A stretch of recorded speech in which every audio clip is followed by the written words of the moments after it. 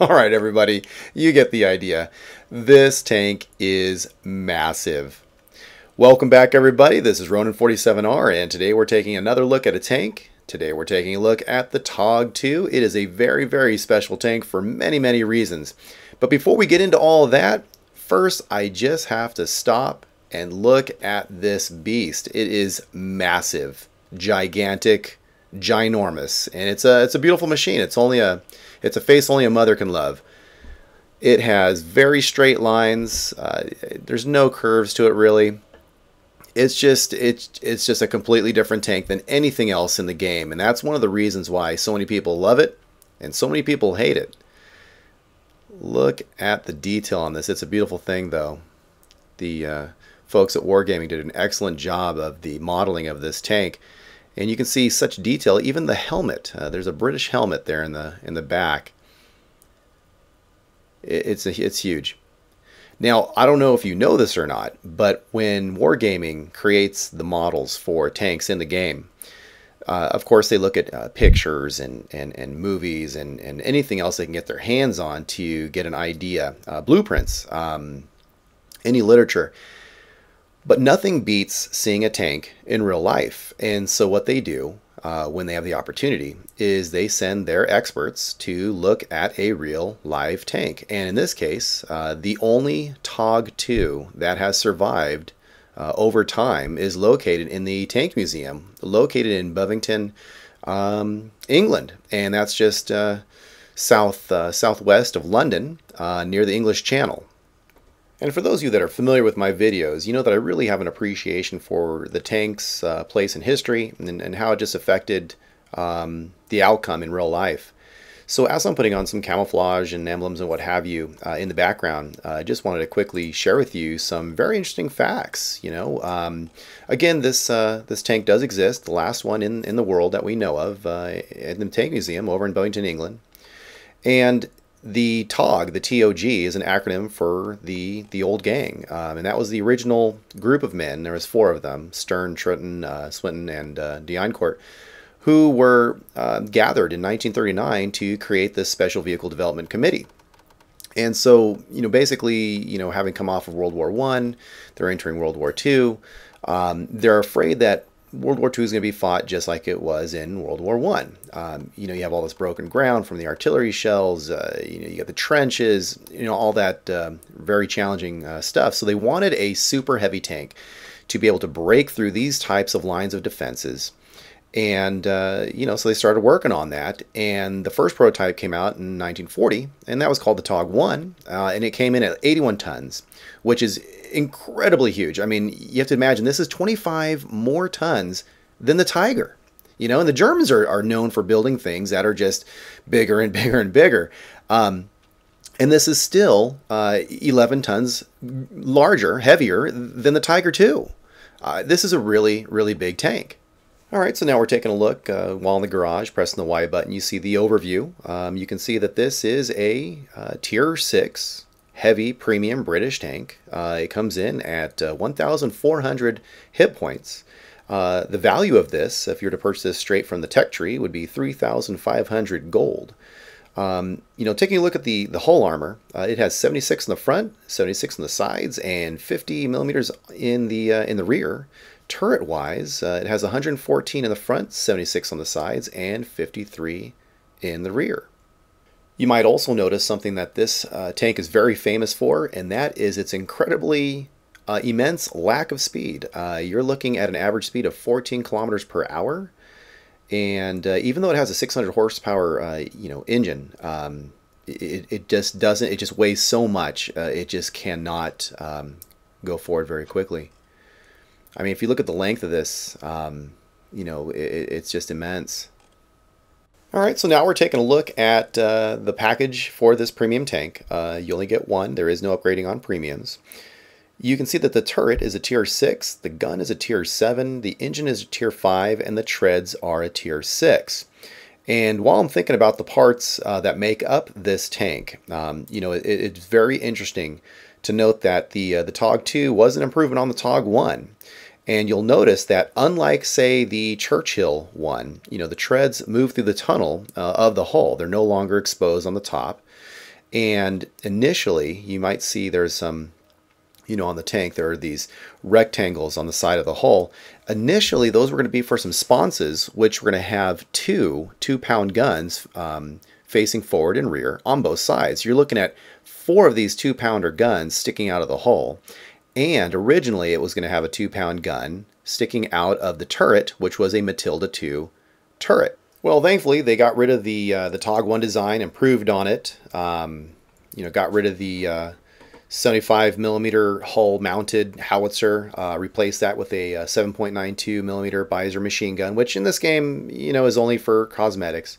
But they also got rid of those 2-pounder guns that were going to be on the side. But let's take a look closer, as you're seeing here, the true details of the turret, the gun, and what really the TOG II has. Enough of its history. Let's talk about what it's bringing to the game today. Now, although it could be argued that, obviously this design was eventually abandoned because of the way World War II was being fought, and it was being outclassed and outmatched, technologically speaking, by the development of other tanks, speed, eventually firepower, maneuverability, and what have you. This tank should not be counted out, though. In this game, when you play it correctly, it really brings a lot of awesome, powerful features and abilities to the battlefield if you know how to use your tool correctly. It's not a scout, it's not an artillery piece, it's a TOG. It's almost its own class of tank. All right, so quickly running through the stats here. The engine is a Paxman 12 TP 600 horsepower engine. Skipping down to the treads, it is a traverse turning speed of 20 degrees. So you're going to be moving very, very slow. Now the turret, interestingly enough, as you can see here, we did talk about the turret being 114 armor in the front, 76 on the side, and 53 in the back. And the turret traverse speed is 32 degrees, which is, pretty good. And the view range is 360, which is not bad at all. It's just interesting to note that they did get rid of that Matilda II turret and they replaced it with the Challenger. And they brought in this Challenger turret, which is the 17-pound with a 17-pound gun, which is the version of the Cromwell cruiser tank. So that's where that turret and gun combination came from. And that's a really good thing because, segueing over into the gun, you can see that it is a quick-firing 17-pound gun Mark 7. Here's the thing. It fires 12 rounds per minute. And not only is it doing that, it has an excellent aim time. And I say excellent meaning like, for a premium, which is usually a little nerfed, it's 2.29 for the aim time, which is not bad at all. And then the accuracy, 0.36. It's getting closer to the tank destroyers, It's a beautiful thing. Now the penetration for a now look at this, tier 6 premium tank, 171 penetration. That's excellent. Damage, 150. That's a really good combination for this gun. But it even gets better when you really think about what is this 17-pound gun. I'm sorry if I'm getting excited because guess what? I am. This is a really, really fun tank and it's a really, really interesting tank. But get this. Remember, this is a tier 7 gun. Well, okay. There's nothing in this game to really compare this tank to because we've already discussed its history. But there is one aspect of this tank that we can look at. So if you look at the tech tree, the tank tech tree, and you skip over to the Centurion, which is a tier 7 medium tank. Again, I did say tier 7, and this is a non-premium tank. You're going to see that the gun that this tank has all the way up, not only where you start, but the first package you purchase, it has the same gun. So here you are in this tier 6 heavy tank, and you're walking around with this tier 7 gun utilized by a tier 7 non-premium medium tank. It's a very, very respectable gun. You can take a look at the stats there, and it's very similar to its non-premium relative in this tier 7 medium, the Centurion. So now that I'm putting this all together and I'm comparing and looking elsewhere in the tech tree where to find this similar gun, I ask myself, I wonder if anybody else has the same type of gun. So I'm scooting over to the heavy tanks. and I look at the tier 7, which is the Black Prince, and I look at that, and it turns out that the 17 pounder is such a good gun. It's not even the base model gun for the Black Prince. It's actually the first package you purchase, and then on top of that, it's also in the second and highest package for the Black Prince. So let me reiterate that. You're basically in the TOG II rolling around in this gun that is so good that a non-premium tier 7 heavy tank, the Black Prince, gets in its highest package. All right, well, I'm going to push it a little further. Where can we go with this thing? So I go over to the tier 8 heavy tank, and you can see that it's the base model. It's also the first package that you can purchase. And again, we're looking at the same gun, the 17 pounder gun Mark 7. Yes, the stats are a little different. Oh, this has, 2.33 rounds, or excuse me, 1.33 rounds faster. But for all intents and purposes, you're looking at decimal points worth of difference. So I don't know of any other tank that has such a close comparison, such an awesome comparison. I shouldn't say close, but such a powerful comparison to its non-premium relatives. And again, in summary, look at this. Tier 7 gun. Same used in a tier 8 heavy tank that's non-premium, but it's being used in a tier 6 premium tank, the TOG II. It's awesome. Oh, and take a look at this. All right, I'm so excited. I'm jumping around. Did you see that little plaque on the front of the tank? That plaque that's on the model of the tank is actually modeled after the exact same plaque that you would find on the real tank in the Tank Museum, and it says W.M. Foster and Company Ltd. Engineers, Lincoln, England. So you want to talk about detail and realism. Wargame really hit the nail on the head, both cosmetically and in gameplay. It's really cool. So now we're going to go ahead and jump over to the equipment section, and in the background you're seeing me reveal the different things that are available.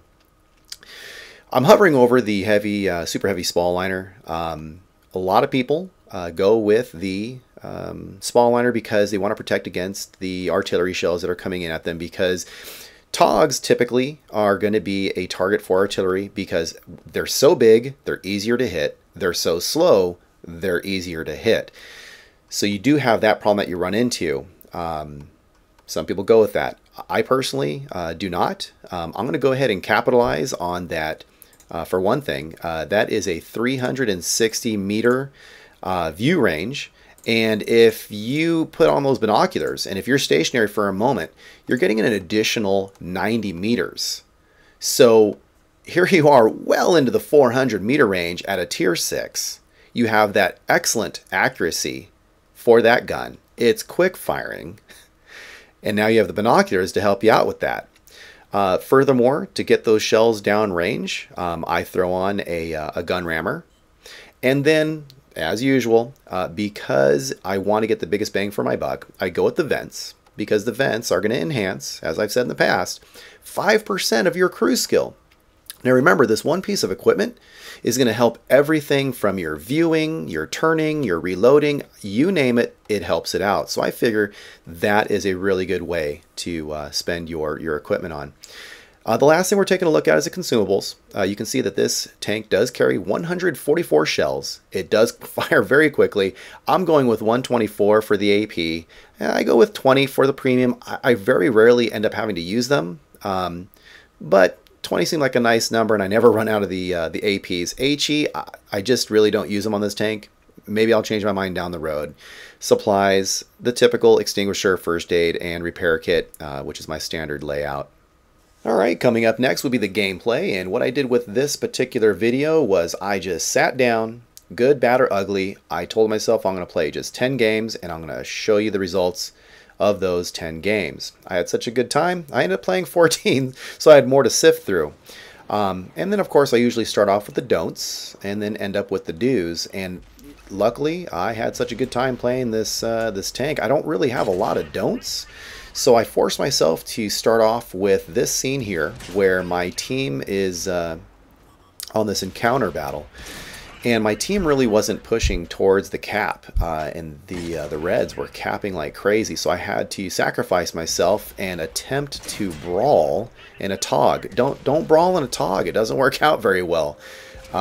You're pretty much just a pinata speed bump for the enemy. They'll stop and wail on you for a little bit, but you know, it's not really a good strategy where you're going to come out the victor.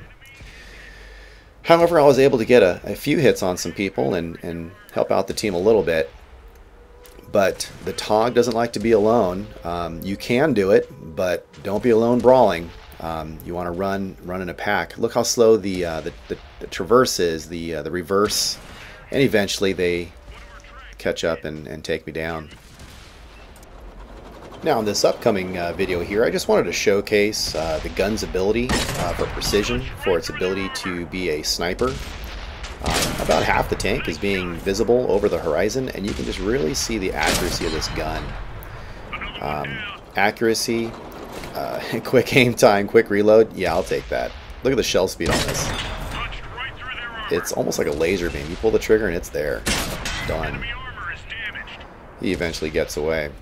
Alright, so on this next video here, I just wanted to showcase a couple things. You might recognize this bridge, and you know, it's very accurate, as I said before. Usually I side scrape, and I'm not going to say I don't side scrape in the TOG, but because of speed and the way the armor is, where it doesn't seem to make, it makes some difference, but not a ton of difference. Shell speed, bang. I don't really side scrape a whole lot, so you'll see me doing that less in the TOG. Alright, so what I'm doing right now is I'm just simply showing you the screenshots of the games, and remember I played 14 straight through. I'm showing you the screenshots for the end of game results for those games that I did not bring into the final video here. Why did I do that? I just wanted to show you this is what you should expect from a real life example of running the TOG the right way. In my experience, you're looking at a 90 to 95% win rate, at least in this small sampling here. Nothing special is going on. You're going to be in the top 1, 2, 3, sometimes 4 slot as far as experience gained. Sure, you're going to have bad streaks. Sure, you're going to have good streaks. But just overall, I find that it is a lot more forgiving tank when played the right way. And part of the reason why you're able to do so well in the TOG, in my opinion, is high rate of fire, really good accuracy for what it is, the view range with, well, at least for me with binoculars, I'm up to 450 meters, and that's without having folks help me spot. So I'm able to really contribute to the team by getting a lot of damage done on the enemy. And heck, if I'm able to get the last shot and take out a tank, great. But again, remember, it's that spotting damage, it's that tracking damage, it's the amount of damage you're putting on the enemy. Damage, damage, damage, not just how many tanks you killed. So if you can keep that in mind, you're going to do really well, and you're going to get paid for it, and you're going to contribute to your team. Coming up, though, you're going to see a few screenshots that are, as I've described in another video, very green, and I just simply wanted to, and I apologize for that, but my TV's not working right, but I wanted to show you that I didn't have a game capture device at the time of taking this picture, but I was incredibly surprised that this tank can do so well.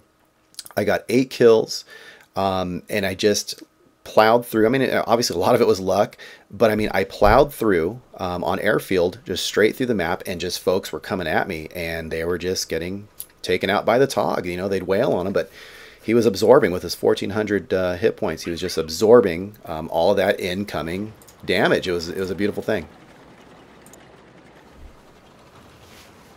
All right, everybody, this is the part of the video where we're doing some straight game replay here, and there's going to be a couple of games I'm going to be sharing with you.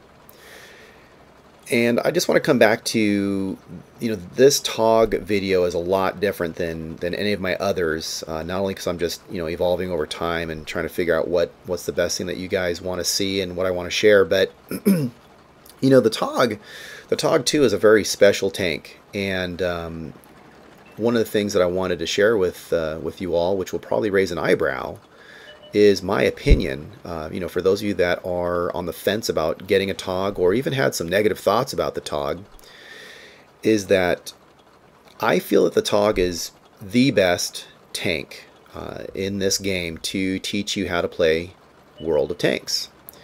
Obviously, I need to justify what it is I'm talking about, but before I do, I just remembered that right here in the game, in the lower right hand corner, you see that there's a circular map, and a lot of folks have been asking about the circular map and how you change that mini map, and you can see there that I'm changing it mid-game, because for the most part I do like the circular mini map, but in this particular map, the way it is spread out, I do like the overall view. Artillery, I like the overall view. When I'm battling in close quarters, you know, streets and city blocks, that sort of thing, then I tend to like the circular mini map. All right, so getting back to what I wanted to share with you is the reason why I feel this is one of the best tanks to hone your skill is because it forces you to slow down. It's like those athletes that work out and they put those, you know, weights around their ankles and their arms or whatever, and so they get used to using the weights. But then when it's time for the actual game day, they take the weights off and they feel like they have this extra, you know, ability. It's faster than they're used to. The TOG in a lot of ways is similar to that. It helps you not rush into battle. No pun intended. I mean, literally, it slows you down. The quick aim time, the quick, or I should say, really the quick reload time. If you blow a shot, it allows you to come back with that next shot. The shell speed being so quick. It's easier, I feel, for people getting used to World of Tanks than trying to derp someone and really plan ahead. You know, this tank just, the 1400 hit points. Okay, so you make a mistake, someone's shooting at you, you're taking some damage. You're not out of the game and back into the garage as quickly as you would be in, you know, an ELC or a Chaffee or something. You know, this is not a light tank. So, you know, just off the top of my head, that was just something I wanted to share with you folks who often ask things like, you know, what premium tank should I get? What tank, you know, is the TOG any good, etc. I don't pretend to have all the answers. I'm just giving you my opinions for whatever it's worth, and I'm just sharing with you what's worked for me. If I find that I'm just getting too much into a rut, or I'm making the same type of mistake too quickly or whatnot, you know, I go back to the basics and really just practice the basic tanking skill, you know, moving, aiming, shooting, and this guy really helps you slow down and evaluate what you're doing, because it's almost like slow motion because the TOG is so slow.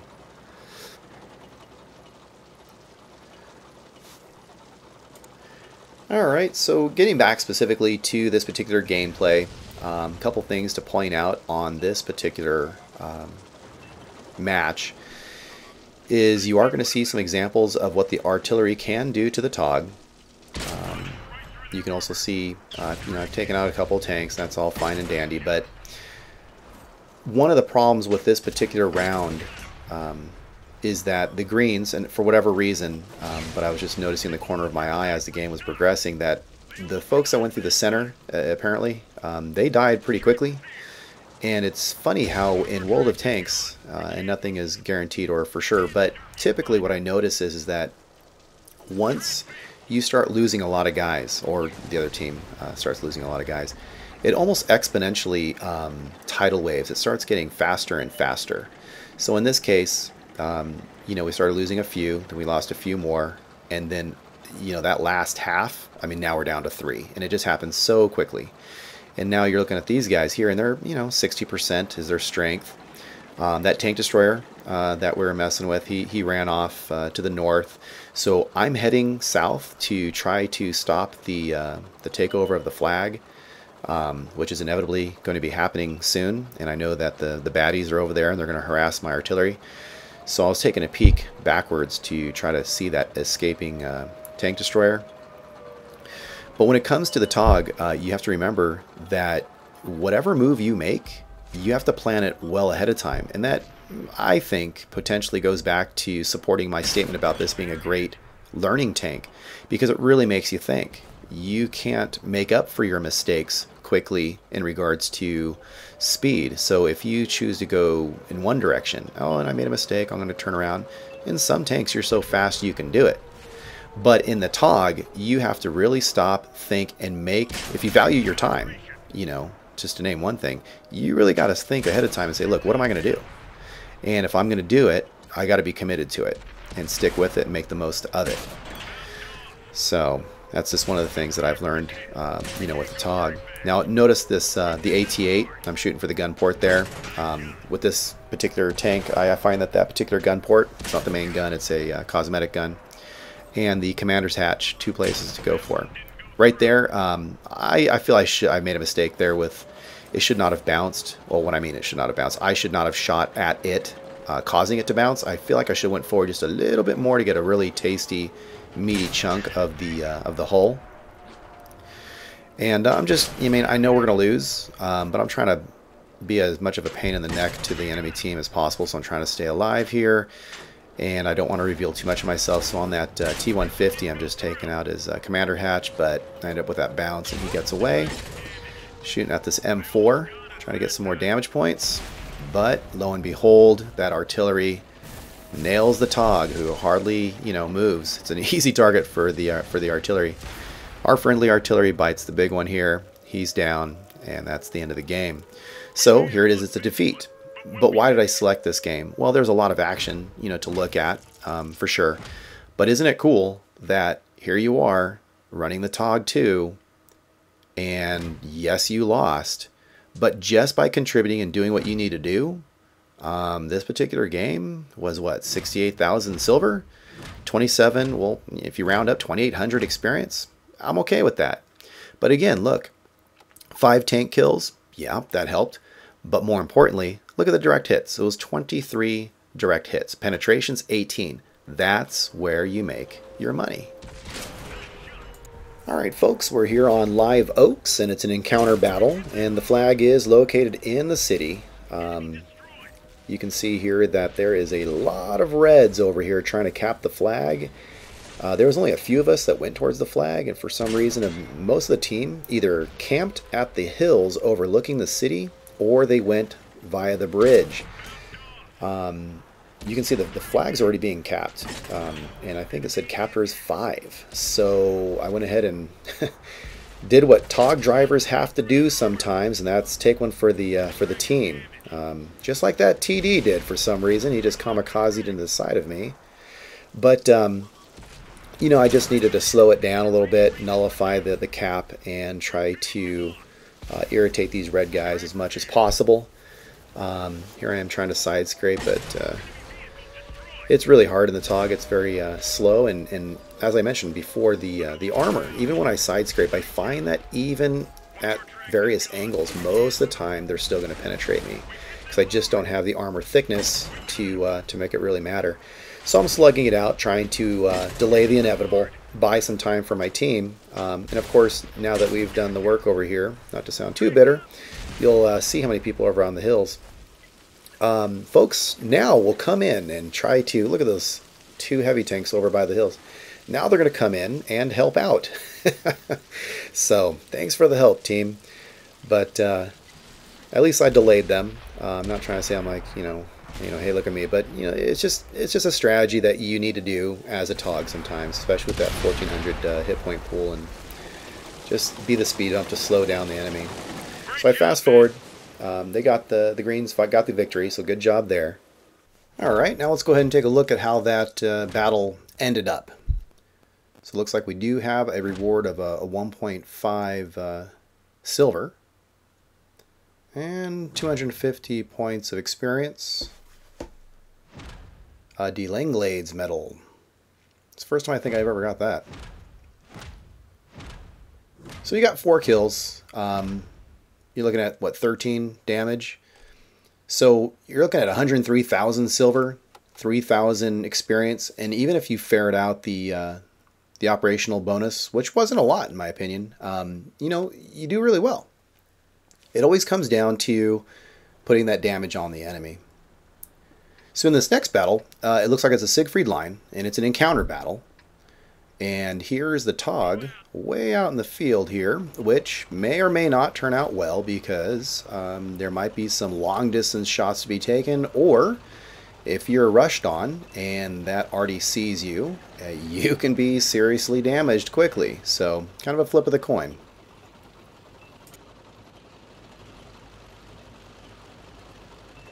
Well, apparently so far so good.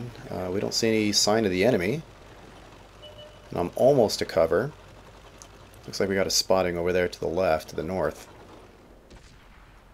What is that, 430? 450 meters? And he stopped right before my shot, darn it.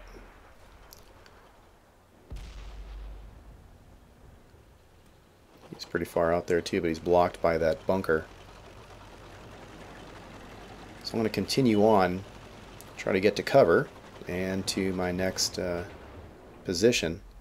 Because I don't want to linger out in the field too much, because again, it goes back to the speed. It takes you a long time to get where you're going. And you have to judiciously choose when you're going to stop and shoot, because obviously you can see I do it a lot where and if and when it's going to allow me to scope in, aim tightly, and get the job done. But you know, as in life, everything is a cost benefit analysis. You know, is it worth my time? Because I mean, I've probably spent what, 30 seconds sitting in this one spot, and for the TOG that's like a good 2 feet. So I lost a lot of distance there, but you know, there was a lot of enemy to be shot at out there in the field, so that was, I feel, worth it. Plus, I'm not in imminent danger. You know, I'm near that cover and nothing's really going on near me. But I'm going to go ahead and try to pedal as fast as I can in this, and incent the squirrels in the engine to get into the city as quickly as possible, because it looks like there's a lot of activity to the east. And there's that M4 again. Ah, got a 154. That was good. Alright, so I'm going to continue on and point out again, I just love how accurate and how quick the reticle shrinks. And remember, those vents, even though I don't have a GLD, those vents helped make the aiming reticle get smaller quicker. So love it. That's a really good combo, you know, for me. The way you use your TOG is your business and may work out great for you, but this has been pretty much the best combination for the TOG for me. And I'm going to try to help out this M3 Lee, but here I blow it. See, my finger wanted to do one thing, and my mind wanted to continue to go forward, and that's indecision. Shame on me. But at least I was able to help out finally when I rounded that corner. You know, here I am panicking a little bit in the sense that, uh-oh, this guy's hardcore. He's coming from behind. I mean, anyone can, you know, nail the TOG anyway, but, you know, I don't want to spend my time driving. I need to get rounds down range. So luckily he was busy with someone else. Now notice I'm getting hit from behind. I'm not going to get stalled by that. I'm going to continue, stay focused on my task, which is simultaneously try to put the KV-1S down. At the same time, I'm very conscious that there is somebody behind me. And what I did was turn around to face the KV-1S, but I was reversing out of the way of the person shooting at me from behind. All that was done on purpose to try to minimize the amount of damage that I was taking. Now, luckily, this AT-8 is keeping this guy busy, who was earlier shooting me. So it's working out really well that I'm shooting right over the AT-8. He's actually my shield. Too bad I bounced there. But we dispatched him, and that's excellent. Kind of thought it was a little ironic that it was two British tanks working in tandem. We're not in a platoon, and I don't even know the guy, but, you know, surreptitious and all. So we're going forward, using our momentum. Not the speed of the tanks, but you know, we really have the initiative. We're really pushing these guys back on their heels, and we've got this tier 6 a little further away, and then I believe we have that tier 5 that's even closer. I'm not going to stick my tank out so that the closer tank can hit me, but that tier 6, that VK, you know, he put himself out there, and then he stayed back, and then you know, dispatched the Churchill. Now the VK, luckily, thankfully, he was pulled back. and stop shooting at us, which is great. You know, please, by all means, enemy, come at us one at a time. I repaired my damaged ammo rack because one of the bread and butters of the TOG is to make sure that your reload is very quick. 150 is not small, but it's not big either. So here we go with this tier 6. And that medium American tank is pulled back. So I don't know if he's running yet, or is he hiding? What's the story? So I'm going to go up this road here, and we're just going to kind of pincer move this guy. But wait a minute. Okay, so now he's going forward on the AT. So now I got to reverse back.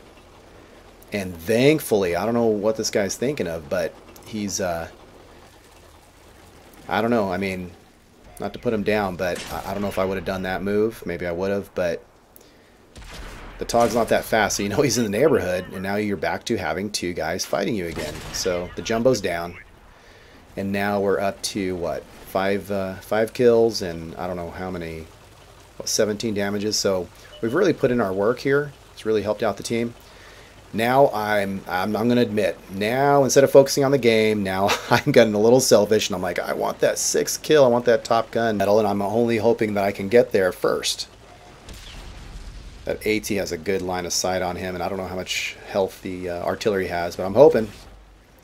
So I'm going, and I am just milliseconds late, but that's okay. It was a good game. It was a good game, and you know, we came away with some good damage, and let's see what how this ends up.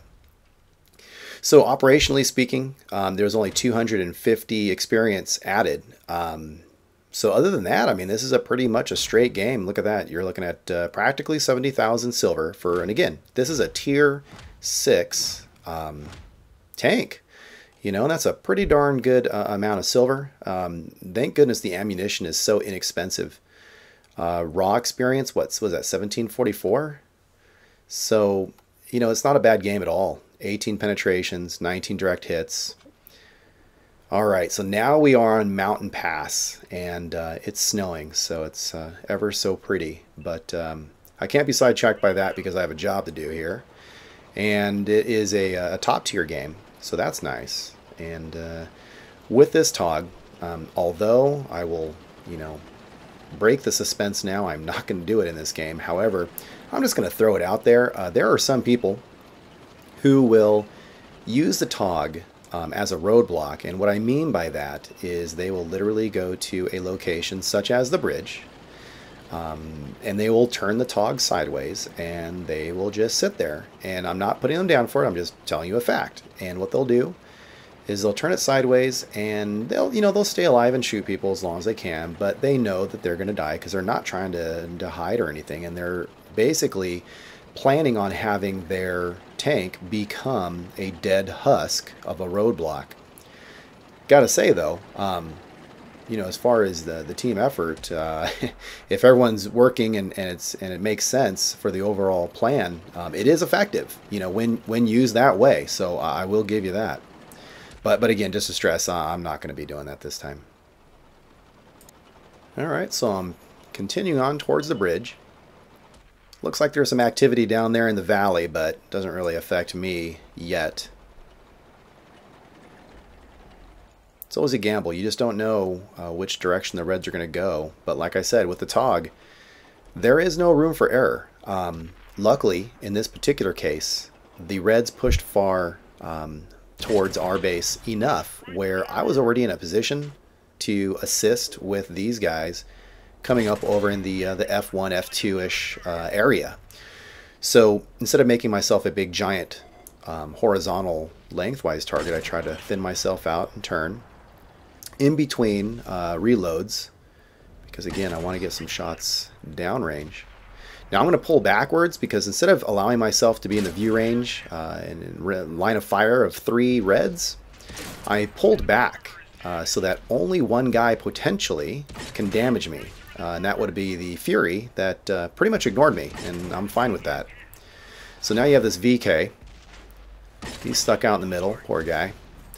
And I know I am taking some fire from the left, but I went ahead and, you know, said it's worth it because that VK needed to go down right now. And one of the things that you always need to remember that a lot of people I think forget is that a damaged tank, I don't care if you have 1 point of health left, until that tank is dead, and assuming the gun is working, and of course it will be repaired regardless at some point, but any tank, regardless of the level of health, is a tank that is dangerous. So you need to concentrate fire on the weakest bad guy and take them down. You're taking fire, and again, there's no 100% rule. There's always exceptions, but basically, I'm taking fire, from, I believe, probably this guy here earlier, and I'm shooting at the VK. So what am I going to do? Am I going to stop shooting the VK because there's 1 or 2 shots left in him before he's done, just to get out of the way of this guy? I don't think so. I need to put down the bad guys as soon as possible, because as I pointed out earlier, it is that geometric, exponential, rate of decline. It's even teams, and then once you start losing some guys, it just snowballs, and it gets real ugly for the folks who are losing people, because it just gets quicker and quicker because you get more and more outnumbered. Now here I should probably be pulling back a little bit further. I'm kind of gambling because with the TOG, you are almost guaranteed to be penned. If you can be seen, just consider yourself being penned. Done deal. And I probably should have taken a little more conservative spot, but I got a little too focused. I've talked about that in the past in another video. Got a little too target focused and said I just must kill this one guy. But luckily, it worked out in the end. Now you have all these guys, all these greens, moving towards that one medium that's coming out of the valley or the lake bed, if you will. So what I went ahead and chose to do, again, because when you make a choice in traveling in the TOG, you got to stick to it. You got to plan ahead. I don't have time to go over there, hope with my fingers crossed that I'm going to get a piece of that medium, and then turn all the way around and come all the way back to my flag. That's not a good use of my time. What is a good use of my time is let those 4 tanks over there take out the medium, which they did. I don't know why they're continuing forward, because we're not on mics, or I'm not communicating with them at that moment. But they're moving forward. Maybe they'll sweep around to the left and hit the guys in the valley from behind. But I'm going to go to the flag, and I'm going to attempt to help. Well, now it's only 1 tank destroyer left on the green team over there in the A6, A5 area. But I'm going to go over there and try to assist him in slowing down the reds coming up the hill. All right, well, now I'm not going to assist him. I'm going to try just to assist the team in general and protect the flag, because now we've got a KV2 and a whole bunch of other angry red guys just coming up that hill. And it's just me, myself, and I holding down the fort here. Oh, but lo and behold, I have a buddy. So here we go. I've got my buddy to my left.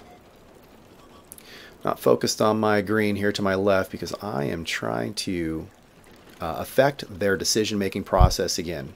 If I can dismay them by coming up, harass them, buy time, basically. Now I'm noticing that the greens on our team are heading toward the flag, apparently, with 1 tank destroyer heading back towards the bridge going north.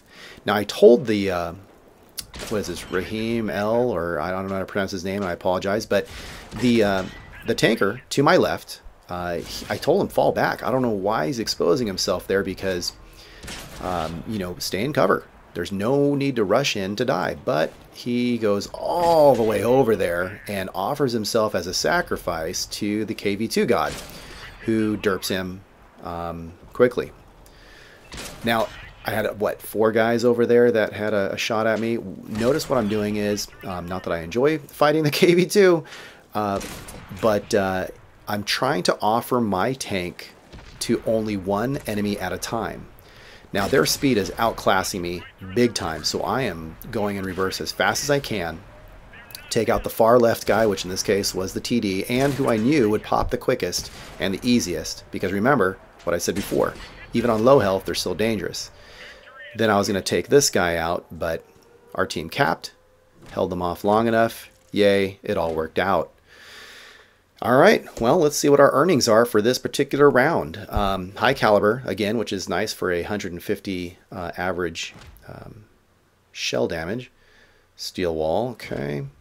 So it looks like I took out 4 tanks, but in this particular round, it was 23 damaging shots. I don't know how many direct hits, but penetrating was 24, there you go, and 27 for actual contact, so I bounced 3 times. So, in the end, as you can see, basically just put those shots down range. Don't underestimate the TOG, and if you're hesitant about it, give it a try, folks. All right, thank you for stopping by. I appreciate you visiting. Take care until next time. Bye.